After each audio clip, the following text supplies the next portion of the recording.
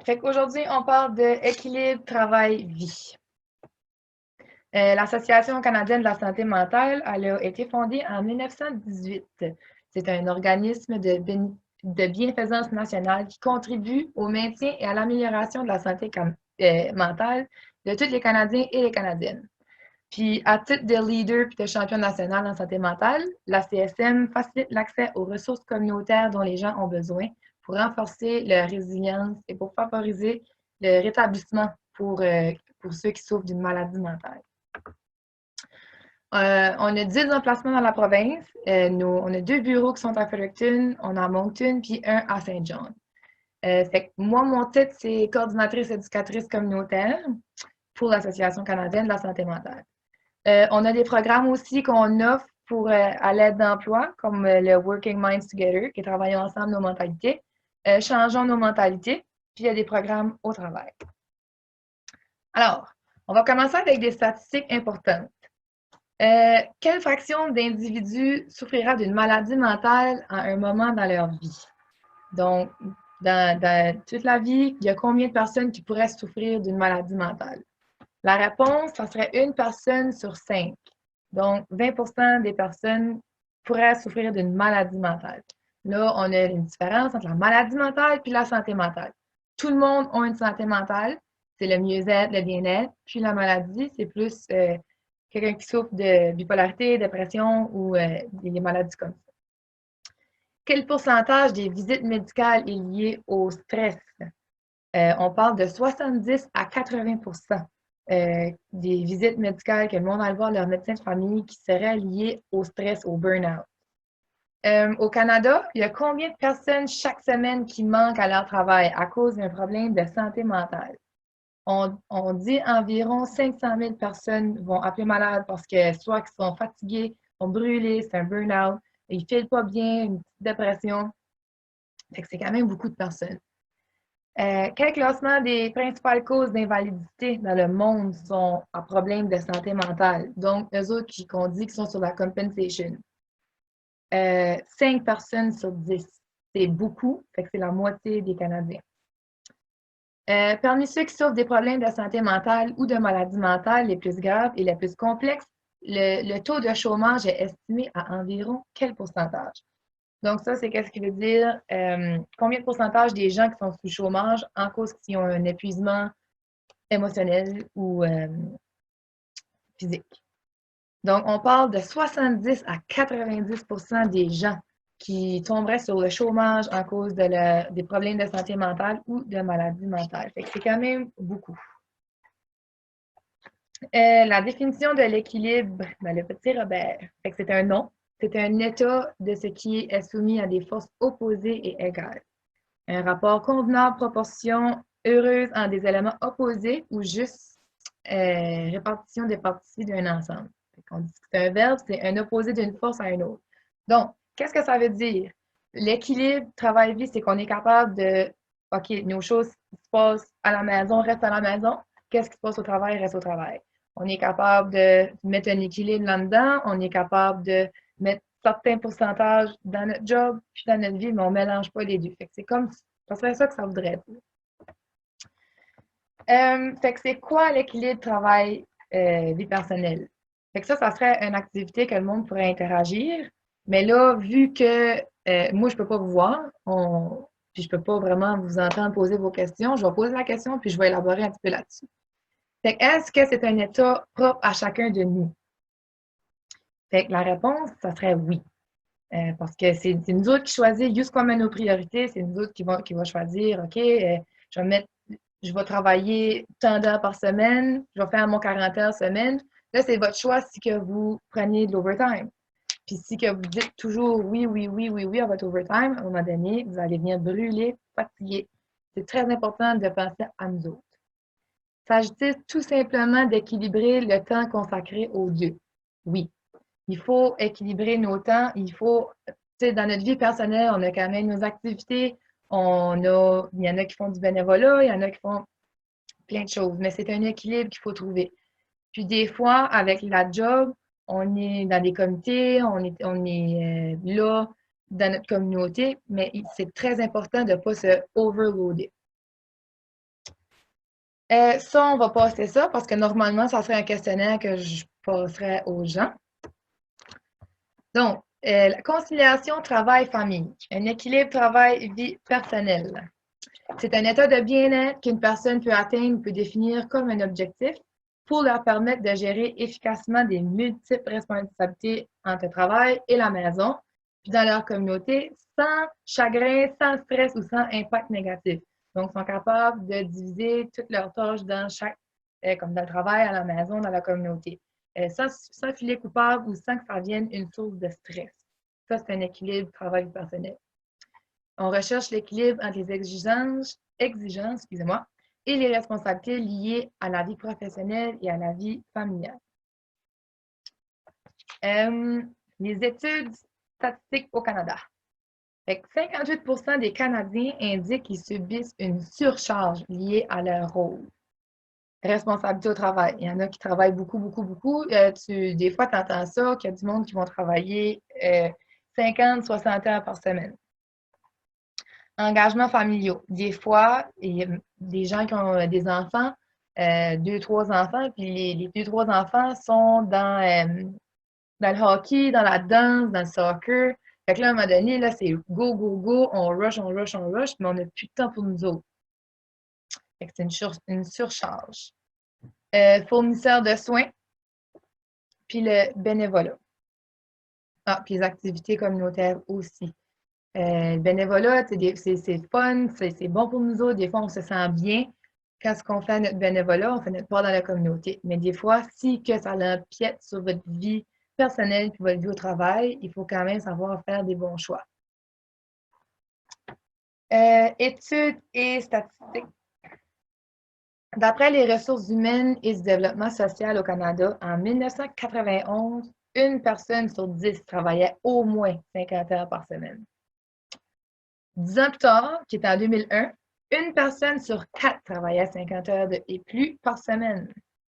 En 2005, les gens passent 45 minutes de moins par jour avec leur famille qu'en 1985. C'est quand même beaucoup. Ce qui équivaut à 5 semaines de travail supplémentaires par année. Fait que c'est beaucoup. Normalement, on devrait travailler 40-44 heures par semaine. Puis il y a beaucoup de gens qui vont travailler un peu plus que ça, qui vont faire des 60, 70, 50, des 50 heures. Fait que ça fait qu'on est plus au travail, on est moins avec notre famille. Puis on fait moins les choses qu'on aime aussi. Si que vous êtes des gens qui aiment aller au gym, qui aiment prendre de l'air, puis qui aiment s'occuper de vous autres-mêmes, mais que là, à un moment donné, vous mettez juste vos priorités au travail, ça peut venir à vous affecter. Puis là, on peut parler d'un burn-out ou un épuisement professionnel, personnel. C'est très important de prendre soin de nous autres-mêmes. Puis c'est important aussi d'être capable de dire non. Sentez-vous pas mal quand ce que vous dites non à votre boss parce que vous ne vous sentez pas capable ou que vous trouvez que c'est too much. All right. Un sondage à votre santé des Desjardins Sécurité financière.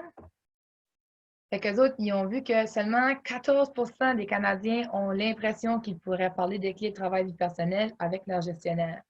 Donc, qu'est-ce qui veut dire? Mettons qu'ils n'ont trop, une surcharge, ils se sentent à l'aise puis capables d'aller parler à leur boss pour leur dire, OK, gars, j'en ai trop, j'ai besoin d'un temps off ou j'ai besoin qu'on share nos tâches un petit peu. 14%, c'est pas beaucoup qui sont à l'aise à parler avec leur boss. 27% des Canadiens croient vraiment et 44% d'entre eux croient un petit peu qu'il est possible d'atteindre une saine équilibre. Donc, encore là, il n'y a pas beaucoup de gens, 27% des Canadiens, c'est pas beaucoup, qui pensent qu'un équilibre sain est faisable. 44% sont comme moi, OK, pas sûr, mais ça se fait. 57% des Canadiens indiquent qu'ils ont trop de travail et passent trop de temps pour le faire. 57%, c'est plus que la moitié de la population. Je veux pas.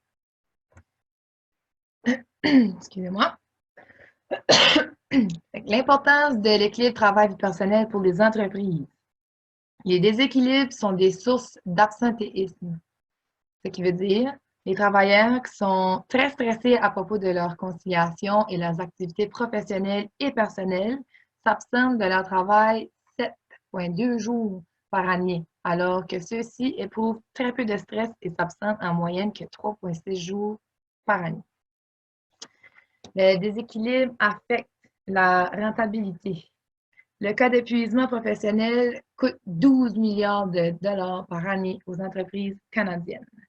Fait que les entreprises devraient pouvoir remarquer c'est quand est-ce que leurs employés sont fatigués par le taux d'absentéisme.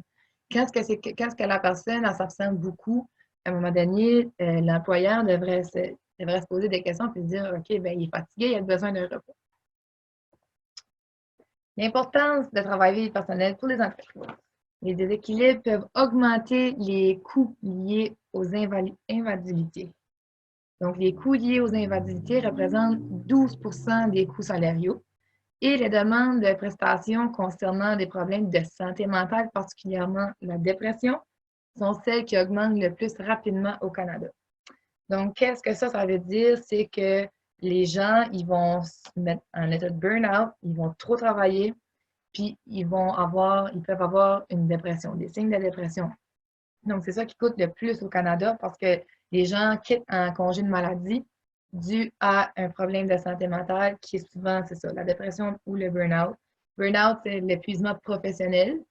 Puis, tandis que la dépression, là, on est un petit peu plus profond dans la maladie. La conciliation travail-famille, l'équilibre. Je sais quelles sont mes priorités au travail, je suis en mesure de les respecter.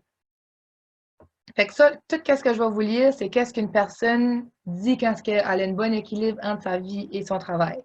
C'est ça qu'on va entendre le plus. Je consacre du temps à mes proches, puis il m'en reste même un peu spécialement pour moi. Très important de prendre soin de vous, très important de penser à vous.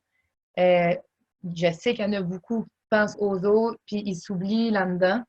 Mais c'est important de penser à nous autres mêmes, juste s'asseoir là, puis être bien avec nous autres mêmes, puis OK, c'est quoi ce que j'aime, c'est quoi ce que j'aime pas, qu'est-ce que j'aime faire, qu'est-ce que j'aime pas faire, c'est you mes priorités, puis comment est-ce que je peux trouver un équilibre là-dedans. Mon travail est parfois stressant, mais lorsque je quitte le bureau, je laisse derrière moi et je me concentre sur autre chose. Ça, je sais que ça peut être très difficile à faire. On dit souvent, on n'amène pas le travail à la maison. Mais des fois, tu as envie de parler à ton mari, tu as envie de parler à ta femme de ce qui s'est passé dans ta journée, puis il faut que tu débriefes. Oui, on fait tout ça, mais c'est quelque chose qu'on ne devrait pas nécessairement faire. Puis aussi, nos problèmes qui se passent à la maison, on ne devrait pas les amener au travail. Parce que ton rendement, ça ne sera pas comme, tu ne donneras pas ton 100% si, mettons, que tu viens de te séparer ou que peu importe ce qui se passe dans votre famille. Ça devrait rester à la maison. Mais le déséquilibre, fait que ça, on va entendre ça aussi très souvent quand que la personne est déséquilibrée. J'ai trop de travail, je suis dépassée, mais mon patron établit les échéanciers et je ne peux pas rien faire. Mes obligations ne prennent pas fin à 17 heures. Je dois trouver du temps pour mes autres responsabilités. Je me souviens pas la dernière fois où j'ai fait quelque chose juste pour moi. Puis ça, je suis pas mal certaine qu'il y a un gros monde qui se dit ça aussi. C'est quand la dernière fois que j'ai fait quelque chose pour moi? C'est quand la dernière fois que je me suis gâtée?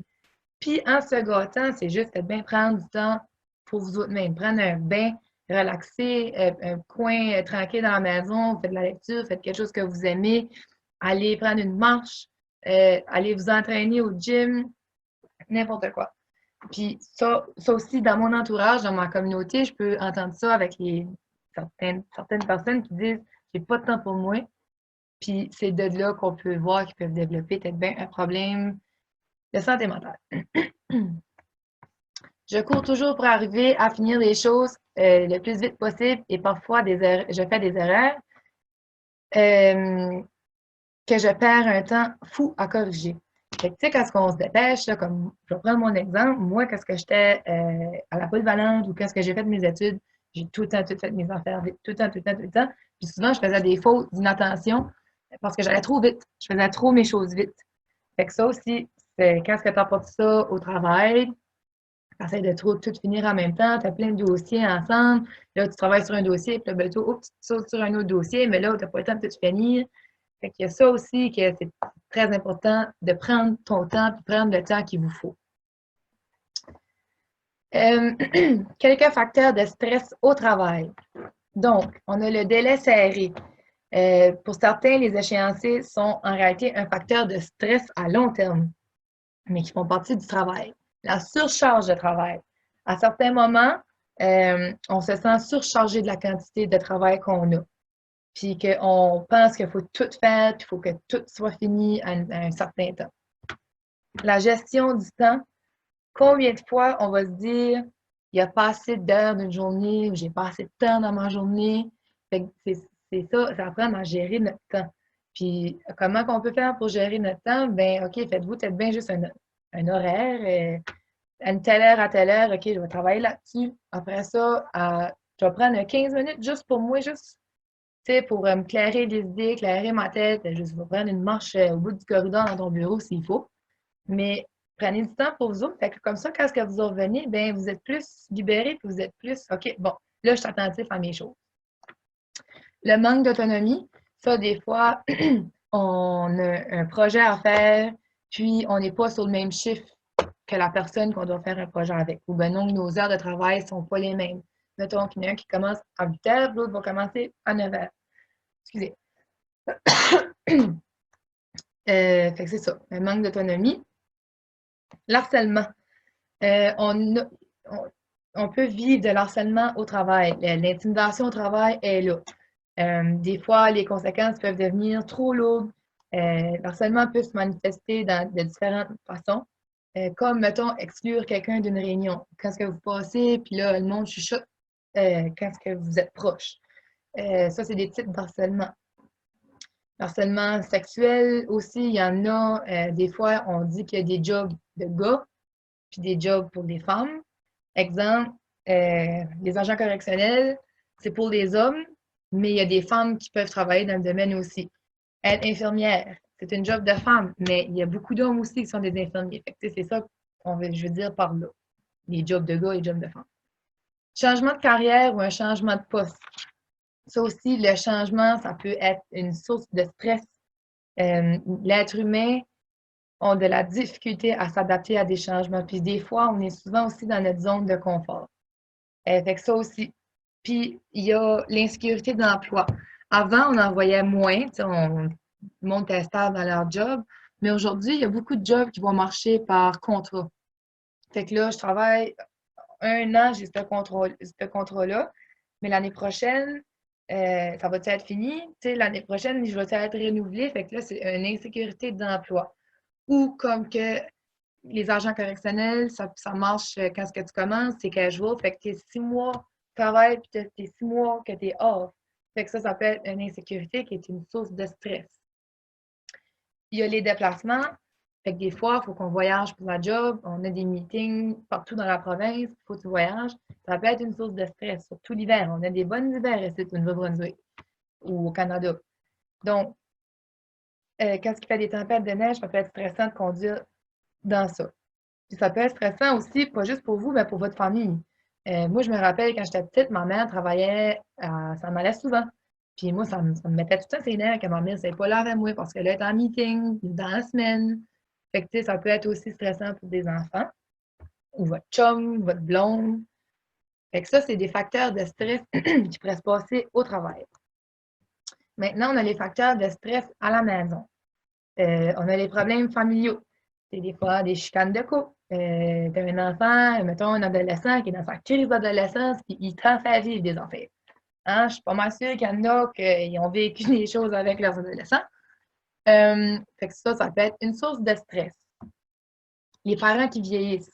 Si que vous avez des parents qui sont rendus à l'âge, je sais pas, 75, 80, puis eux autres, ils veulent être autonomes, ils veulent être indépendants jusqu'à temps qu'ils meurent. Mais on sait que ça ne se peut pas vraiment. Donc, il faut trouver une place, il faut les placer, soit qu'on les place en quelque part, on les garde ça à la maison avec nous autres. Fait que ça peut être une source de stress aussi. La pression liée aux enfants et aux adolescents. En 2020, on a l'intimidation est encore là. Puis des fois, on aimerait tout savoir sur nos enfants, nos adolescents, mais des fois, c'est comme mieux de pas savoir parce que ça va être encore une grosse source de stress pour vous autres. Les internets, cellulaires, Tout qu'est-ce qu'on ne voit pas la personne, c'est facile d'intimider quelqu'un. Donc, il y a ça aussi. Ou que vos enfants, ils veulent trop, ils veulent ça, ils veulent ça, ils veulent ça. Puis là, à un moment donné, c'est comme non, tu ne peux pas avoir ça. Puis là, ça te tape une crise. Fait que ça peut être ça aussi. On a les activités. La participation à des activités, c'est très important. Je ne sais pas si que vous êtes des gens sportifs, vous êtes dans un team de volleyball, un team de hockey, n'importe quoi. C'est le fun, c'est bon pour le mieux-être et le bien-être. Mais ça peut être une source de stress quand que tu en as trop. Fait que des fois, c'est bon de mettre les priorités à la bonne place. On a encore la gestion du temps.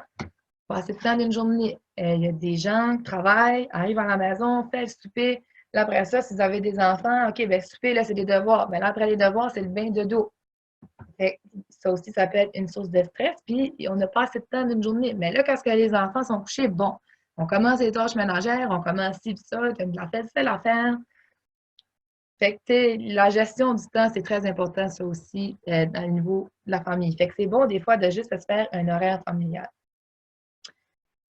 Comme que je viens de dire, les tâches ménagères, il y a des fois, il y a des familles que c'est soit la femme qui va tout faire les tâches ménagères ou l'homme. Parce que nos hommes aussi sont capables de faire du ménage et des tâches ménagères. Mais rappelez-vous que vous n'êtes pas tout seul, puis c'est très important de se séparer des tâches, puis comme c'est pas tout à vous autres de tout faire. Si vous avez besoin d'aide, demandez de l'aide. Engagement et responsabilité. On aime s'engager à faire du bénévolat, on aime faire bien des affaires, mais des fois, ça peut être une source de stress parce que là, ben, faut que j'en fasse mon bénévolat, mais là, j'ai ça à faire après-midi, puis là, j'ai juste une demi-heure pour me rendre. Fait que, tu sais, des fois, comme que je disais encore, mettez vos priorités à la bonne place. Puis il y a la situation financière aussi qui peut être une grosse source de stress, puis qui pourrait même être des conflits dans un couple. La situation financière, des fois, on s'inquiète, on se demande, je vais-tu pouvoir rejoindre les deux bouts? Je vais-tu pouvoir payer toutes mes factures à la fin du mois? Mes enfants, ils ont tous leurs besoins sont tous comblés. J'ai-tu assez d'argent pour ça? Faites-vous un budget. Puis des fois, appelez un conseiller financier qui peut vous aider à gérer votre budget, à gérer votre argent. C'est correct de faire ça parce que justement, ça va vous éviter de vous stresser pour les problèmes financiers. Donc, ici, ça serait une autre activité à faire, mais je vais vous la laisser un petit peu, je vais vous l'expliquer. Si vous voulez la faire, vous faites-la. Fait que ça, on dit que c'est la roue du temps. Fait que ça, c'est une roue. Là, je vous pointe, vous ne voyez pas, excusez-moi.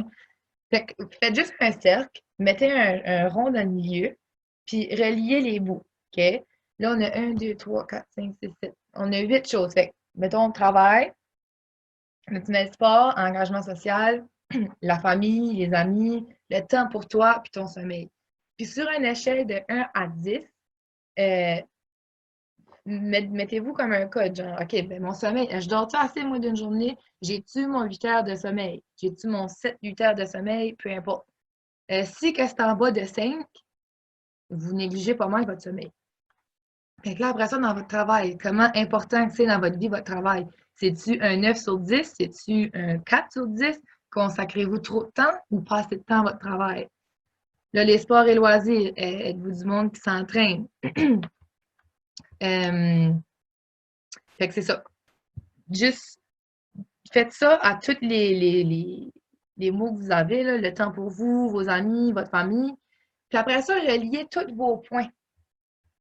Puis si que vous reliez vos points, là, je ne sais pas si vous voyez, mais en bas à gauche, on voit un exemple de la roue que c'est pas très, très équilibré. Tu sais, on a comme. Parce que si ta roue elle roule de main, ça veut dire que tu as un flat. Fait que ça veut dire que c'est pas ton travail et ta vie personnelle n'est pas très équilibré.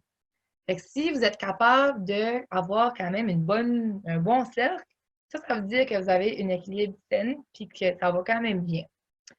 Mais là, on va être réaliste. Tout de suite, on ne peut pas tout avoir une roue qui est bien droite. Même moi-même, personnellement, je l'ai fait l'activité, je pense, je ne sais pas si je l'ai ici. Je vais vous la montrer. Je ne suis pas droite. OK? Je ne suis pas tant équilibrée. So, c'est ça. Fait que si ça vous tente de le faire, faites-le.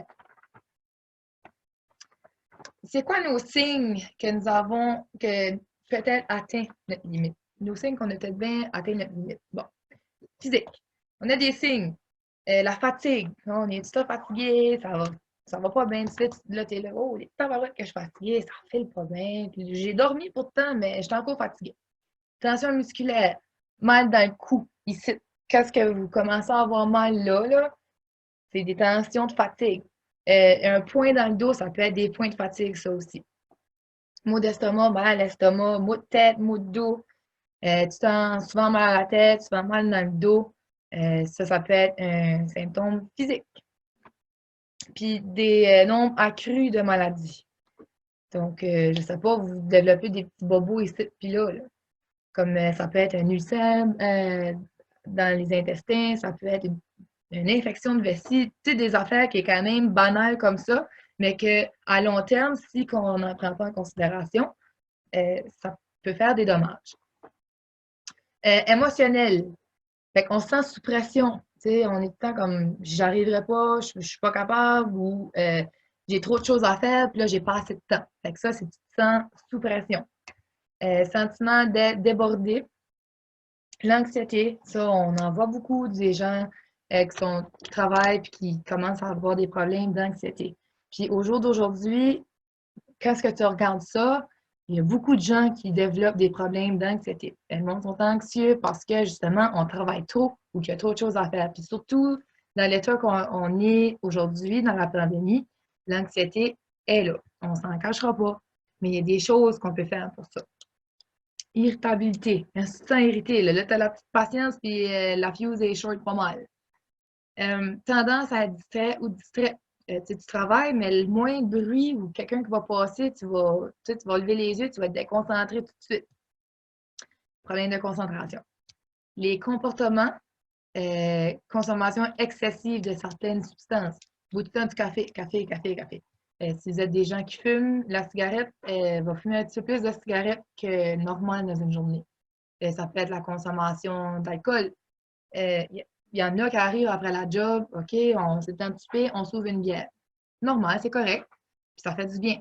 Mais qu'est-ce que c'est rendu que là, on boit une 12 ou une 24 par soir? On a un problème de consommation qui peut dire que, OK, j'ai atteint mes limites. La colère, on peut se frustrer beaucoup plus facilement, faire d'insomnie, avoir des problèmes de sommeil, prise ou perte de poids. Fait que quand des fois on est trop stressé, on est overloadé ou on s'est oublié là-dedans, on peut voir du monde qui vont perdre beaucoup de poids. On peut voir du monde aussi qui vont gagner du poids parce qu'ils vont manger. On dit ça, manger nos émotions. Fait que c'est à faire attention. Fait que si il y a des symptômes là-dedans que vous vous reconnaissez là-dedans, pensez-y, prenez un petit whoop, puis pensez-y, parce que là, il est temps de faire quelque chose. Vous ne voulez pas vous rendre à un équilibre qui est malsain dans votre vie. Que pouvons-nous faire pour remédier à la situation? Donc, au travail, nouer des relations solides et positives avec vos superviseurs et vos collègues de travail. Des fois, c'est bon être chum, avoir des chums en job. Même être chum avec votre boss, c'est bien correct. Il y a tout le temps du monde en quelque part qui va dire ah, faire ça juste pour têter le boss. Non, écoute, si vous voulez être chum avec votre boss, vous avez le droit, puis c'est votre choix, puis c'est un humain comme un autre. Puis c'est très important d'avoir des bonnes relations au travail parce que qu'est-ce que c'est rendu que tu vas au travail, puis ça te pèse sur le dos parce que tu ne t'adonnes pas nécessairement avec tes collègues ou avec les gens, ça va faire que tu n'aimeras plus ta job, tu n'aimeras plus ce que tu fais. Ça va venir présent, puis ça va se filer sur votre attitude. Là, vous allez emmener ça à la maison, puis là, ça va causer une autre source de stress pour votre famille, votre conjointe. Puis à la maison, créez-vous un réseau de soutien. Qui est-ce qui est là pour vous? C'est qui les bonnes personnes qui vous entourent? Vos chums, vos amis, excusez. C'est-tu des bonnes personnes? C'est-tu du monde qui sont positifs dans votre vie? C'est-tu du monde qui sont juste là pour vous emmener du négatif? Tu sais, des fois, on s'entoure de des personnes, tu passes la journée avec, puis là, quand tu t'en vas à la maison, c'est comme, ouf, j'ai plus d'énergie. Tu sais, puis la personne, c'est quelqu'un qui va sucer ton énergie, là. Tout est négatif ou ben non, que tu vas accomplir quelque chose, puis la personne ne sera pas fière de toi. Elle ne t'encouragera pas dans tes choses. Ça, c'est du monde que vous pouvez peut-être bien tasser dans votre vie. C'est très important d'avoir des bonnes relations amicales, que vos amis sont capables de vous soutenir, sont capables de vous encourager dans ce que vous entreprenez. Vous en donnez bien avec vos frères, vos sœurs, allez-y, parlez-y, téléphonez-les, n'importe quoi, des choses comme ça. Fait un bon réseau de soutien. Mon entourage et moi. Fait que ça serait comme un exercice.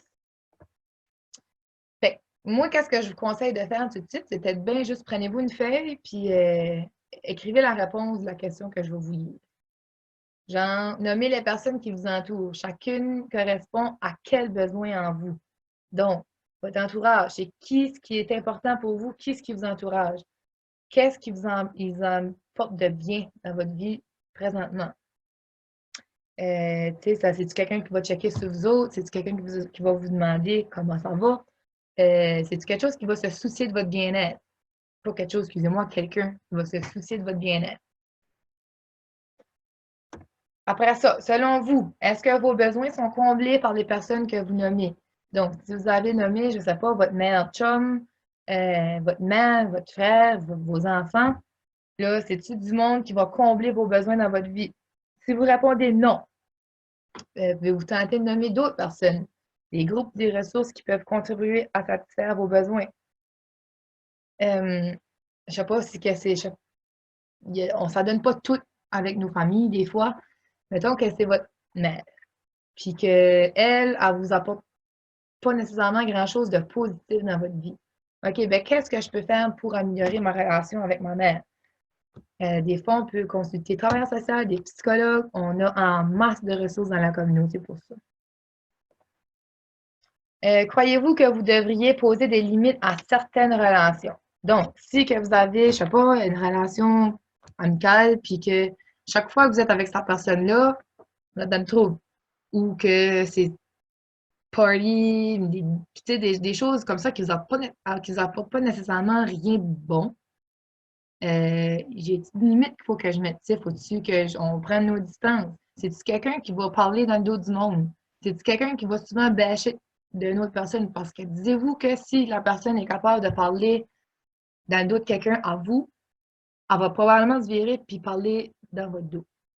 C'est-tu du monde de même que vous voulez avoir dans votre vie? C'est-tu quelqu'un qui vous encourage? C'est-tu quelqu'un qui est fier de vous autres quand vous dites que vous avez accompli quelque chose puis que vous êtes fier? Ça va-tu vous encourager là-dedans? Fait que ça, c'est des questions à se poser. Que pouvons-nous faire pour remédier à la situation au travail et à la maison? Faire appel à son intelligence émotionnelle. Apprendre des compétences telles que la capacité de vous calmer. Quand il y a une situation qui arrive, puis que là, vous sentez la pression monter, là, êtes-vous capable de vous calmer par vous autres-mêmes? Il y en a que des fois, se calmer, c'est comme, attends un peu, m'aller fumer une cigarette, je reviens. Des fois, ça peut être une manière de se détendre. C'est pas la meilleure chose, mais bon. Il y en a que c'est ça. Il y en a que c'est s'asseoir, prendre 3 grandes respirations, puis faire comme, ouf, OK, c'est correct. J'ai-tu le contrôle de la situation? Si que vous n'avez pas le contrôle de la situation, ça ne vaut même plus la peine de mettre votre énergie là-dessus. OK? Fait que c'est très important de savoir se calmer. Capacité de parler de vos sentiments, la capacité de vous exprimer. Êtes-vous capable de dire comment vous filez en dedans? Donc, ça aussi, c'est très important. C'est une des bonnes compétences à avoir. La capacité de prendre du recul et d'analyser l'objectif de la situation, objectivement la situation. Donc, êtes-vous capable de vous reculer et de dire, OK, cette situation-là vient d'arriver. Y a-t-il quelque chose que je peux faire pour améliorer? C'est-tu hors de mon contrôle? Regarder les choses négatives de la situation et les choses qui sont positives de la situation. Parce que dans toute situation négative, il y a du positif. La capacité de comprendre le point de vue d'une autre personne. Êtes-vous capable d'entendre l'opinion des autres, d'accepter l'opinion des autres? Parce qu'on n'a pas toutes les mêmes opinions.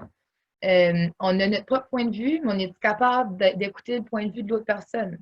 Parce que des fois, on pense qu'on voit bien la situation, mais finalement, quand on entend le point de vue de l'autre personne, c'est différent. Puis là, tu es comme, ah, ouais, ça fait du bon sens.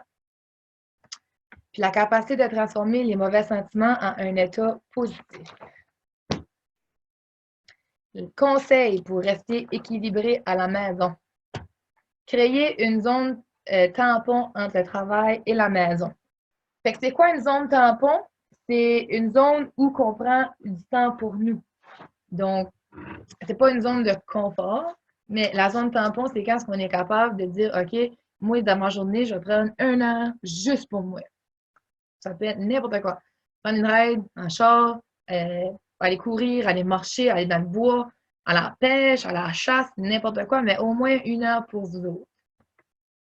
Puis dans les temps qu'on a ici, la pandémie, prendre du temps pour vous, là, vous pouvez encore aller prendre des rides. Vous pouvez aller marcher, prendre la bonne air, c'est très, très, très, très, très important pour la musique. Mettez-vous de la musique, allez prendre une marche, puis vous allez voir, l'exercice physique, ça l'aide beaucoup.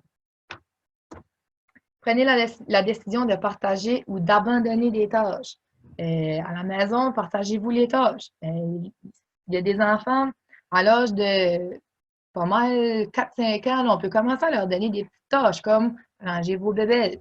Des choses comme ça. À 6, 7, 8 ans, ils sont capables de faire la vaisselle, essuyer la vaisselle. Donc, gardez pas ça tout pour vous autres. Puis il y a des choses que peut-être bien que vous pouvez juste abandonner. OK, c'est-tu nécessaire de laver mon plancher à chaque jour? Vous pouvez laver votre plancher pas mal 2 fois par semaine ou 1 fois par semaine. Identifiez les tâches essentielles et celles qui peuvent être faites par une autre personne. OK, fait que c'est pas mal que ce que je viens de dire. Et faire de l'exercice 15 minutes, vous pouvez avoir plus d'énergie et vous sentirez revigoré. Donc, faire de l'exercice, ça sécrète une hormone qui est la dopamine. Donc, c'est quelque chose qui est très bon pour notre santé mentale. Puis, concevez et utilisez un budget. Pour ceux qui ont des problèmes financiers ou ben autres qui se demandent, je vais joindre les deux bouts, moi, à la fin du mois, c'est très important de suivre un budget. Puis, moi, je suis la pire personne au monde à suivre un budget. OK? Je ne suis pas capable, je ne sais pas pourquoi, mais jusqu'à temps que j'ai commencé à sortir mon compte de banque, puis j'ai checké mes dépenses, puis j'étais comme, Seigneur, je dépense beaucoup. Donc, chaque fois que je dépense quelque chose, je l'écris. Puis là, après ça, je me dis, Caroline, c'est nécessaire, ça, que j'achète ça? Fait que je le sais pour le mois prochain. Mais moi, je vous conseille, si vous n'êtes pas capable de gérer un budget, allez avec un conseiller financier. Ça peut bien sauver des budgets. Ça peut vous sauver de l'argent aussi. Conseil pour rester équilibré dans votre communauté. Faites des choix. Les obligations sociales et bénévoles nous entraînent dans de nombreuses directions. Choisissez ce qui vous satisfait le plus et apprenez à dire non au reste. C'est important d'apprendre à dire non. Puis c'est correct de dire non. Filez pas mal de dire non non plus. Là, c'est sûr, si votre partenaire vous demande, tu m'aimes-tu, tu dis non. Mais là, il va falloir peut-être bien penser à une solution. Mais non, par sa part, dire non à votre boss quand il vous demande quelque chose, vous pouvez le faire. Si vous pensez que c'est dangereux pour vous autres-mêmes ou que si vous en avez trop, c'est correct de dire non. All right? C'est correct de dire non aussi pour rentrer dans un comité. Si vous êtes déjà dans le 4e comité, puis que là, il y en a un autre qui vous approche, correct de dire non. OK? Apprenez à dire non. Conseil pour rester équilibré au travail. Prenez des brèves pauses tout au long de la journée. Comme que je disais tantôt, prenez un 15 minutes ou un 10 minutes aux 2 heures. Juste vous lever de la chaise, faites des étirements, faites des exercices. Allez dire allô à votre collègue. Très important. Soyez réaliste à propos de ce que vous pouvez accomplir pendant le temps que vous disposez. Tracez une ligne entre votre travail et le reste de votre vie. Oui, je sais, je suis très consciente que c'est difficile, mais ça se fait. Okay? Avec la persévérance, puis quand on est capable de mettre nos choix à bonne place, nos priorités à bonne place, ça se fait. Protégez vos moments privés et débranchez-vous des communications électroniques. Au jour d'aujourd'hui, on a qu'est-ce qui est connu, Snapchat, Instagram, Facebook, tout ça.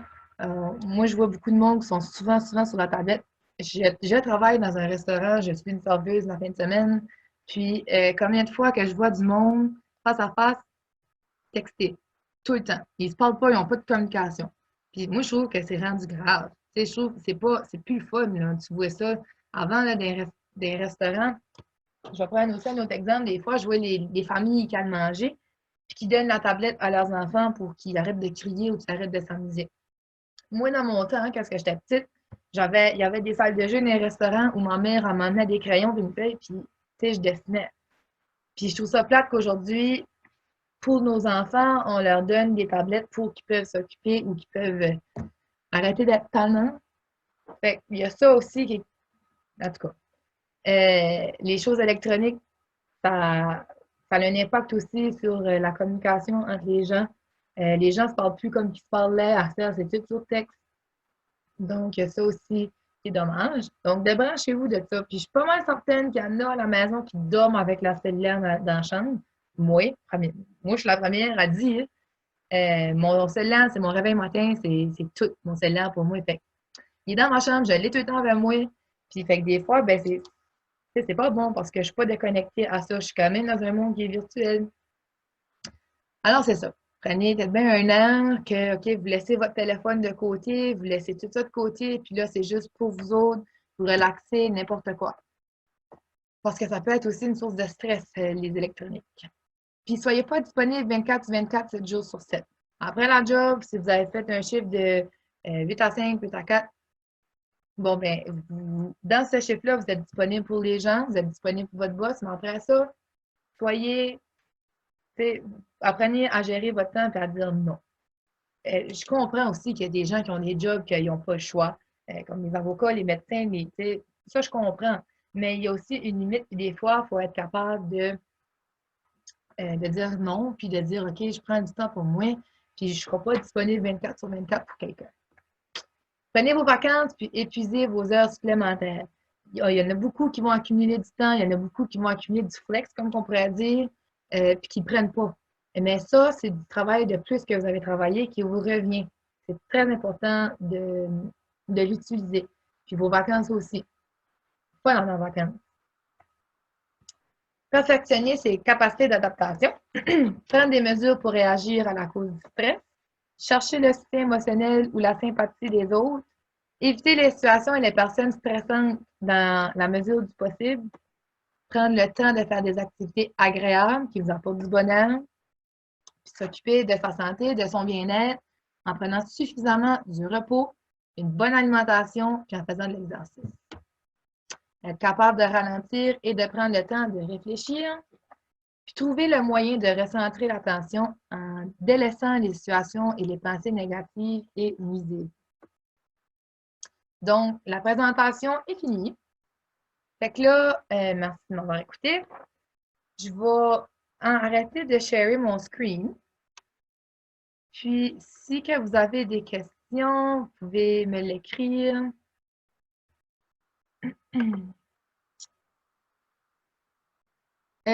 Oui, je peux vous envoyer la roue par courriel si possible.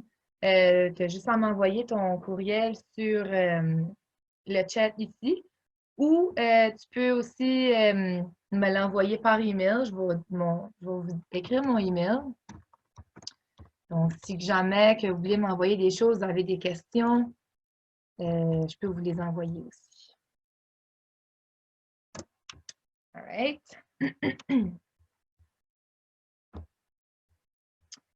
Donc, êtes-vous toutes correct? Avez-vous des questions? Avez-vous des commentaires? Y a-tu n'importe quoi? On va attendre encore un petit 2-3 minutes. Là.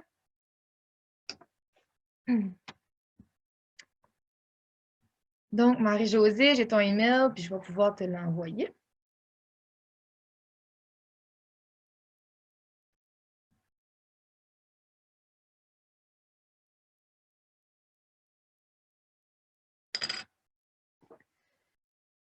Ça fait que si on n'a plus de questions, c'est que tout a été clair. Je vous invite à participer au quiz qu'on a à la fin de la présentation.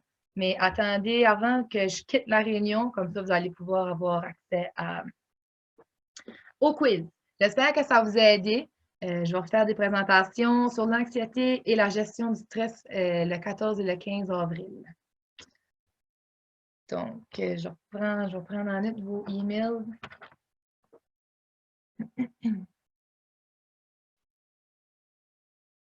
Ça me fait très plaisir. Merci d'avoir participé.